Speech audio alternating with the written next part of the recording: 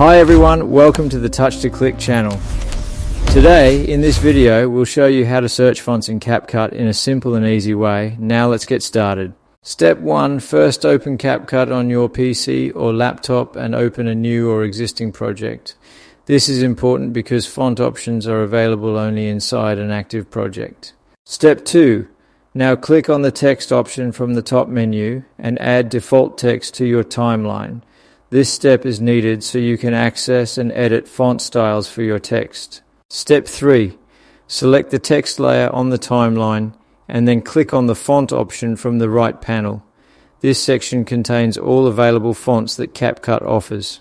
Step 4. Once the font list opens, look for the search bar at the top. Type the name of the font you are looking for example Rock 3D, and CapCut will instantly show matching fonts. Step 5. Click on the font you like to apply it to your text. This helps you quickly find and use the exact font style that matches the mood and style of your video.